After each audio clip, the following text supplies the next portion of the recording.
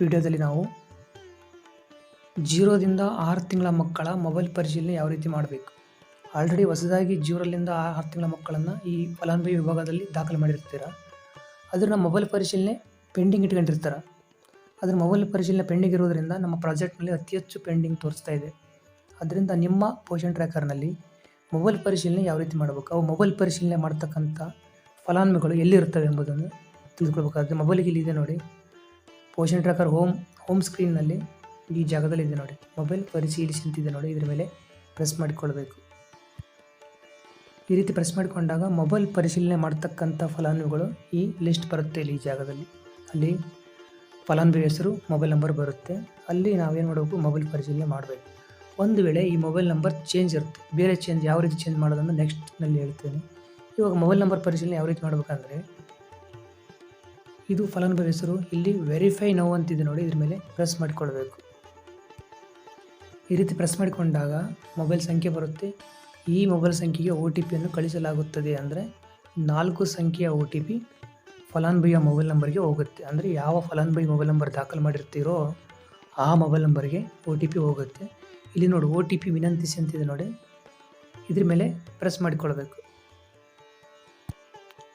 ಈ ರೀತಿ ಪ್ರೆಸ್ ಮಾಡಿಕೊಂಡಾಗ ನಮಗೇನಾಗ್ತದೆ, ನಿಮ್ಮ ಮೊಬೈಲ್ ಸಂಖ್ಯೆಗೆ OTP ಕಳಿಸಲಾಗಿದೆ. ಅಂದರೆ ಫಲಾನುಭವಿಯ ಮೊಬೈಲ್ ಸಂಖ್ಯೆಗೆ OTP ಅಂದರೆ 4 ಸಂಖ್ಯೆಯ OTP ಕಳಿಸಲಾಗಿರುತ್ತದೆ. ಅದು 5 ನಿಮಿಷ ಟೈಮ್ ಇರುತ್ತೆ. OTPಗೆ ಕೆಲವು ನಿಮಿಷಗಳು ಕಾಯಿರಿ, ಕ್ಲೋಸ್ ಮಾಡಬೇಕು ವಿಡಿಯೋ ಅಂತ ಹೇಳ್ತದೆ. ಅವಾಗ ನಾವೇನು ಮಾಡಬೇಕು, ಫಲಾನುಭವಿಗೆ ಫೋನ್ ಮಾಡಿ ಅಥವಾ ಮೊಬೈಲ್ ಇಲ್ಲೇ ನಿಮ್ಮ ಹತ್ತಿರ ಕರೆ ತಂದು ಆ 4 ಸಂಖ್ಯೆಯ OTPಯನ್ನು ದಾಖಲಿಸಿ ಇಲ್ಲಿ OTP ಪರಿಶೀಲಿಸಿ ಅಂತ ನೋಡಿ, ಇದ್ರ ಮೇಲೆ ಪ್ರೆಸ್ ಮಾಡಬೇಕಾಗುತ್ತೆ. ಒಂದು ವೇಳೆ ಈ ಮೊಬೈಲ್ ನಂಬರ್ ಇಲ್ಲ, ಅವ್ರದ್ದು ಕಳೆದು ಹೋಗಿರುತ್ತೆ. ಈ ಮೊಬೈಲ್ ನಂಬರ್ನ ಚೇಂಜ್ ಮಾಡೋದು ಯಾವ ರೀತಿ ಅಂದರೆ, ನಾವು ಫಲಾನುಭವಿಯ ವಿಭಾಗಕ್ಕೆ ಹೋಗಬೇಕಾಗುತ್ತೆ. ಇಲ್ಲಿ ಫಲಾನುಭವಿ ಮೇಲೆ ಪ್ರೆಸ್ ಮಾಡಬೇಕು.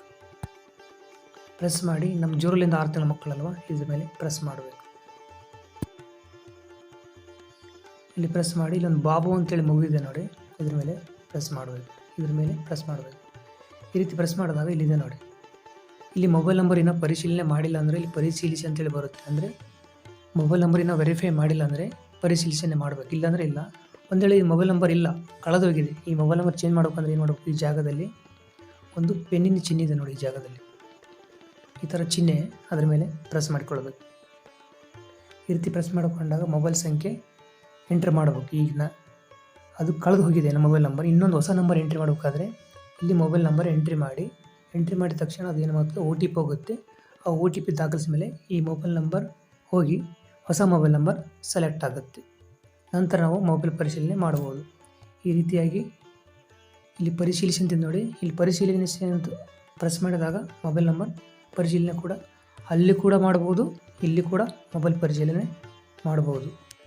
ಆದ್ದರಿಂದ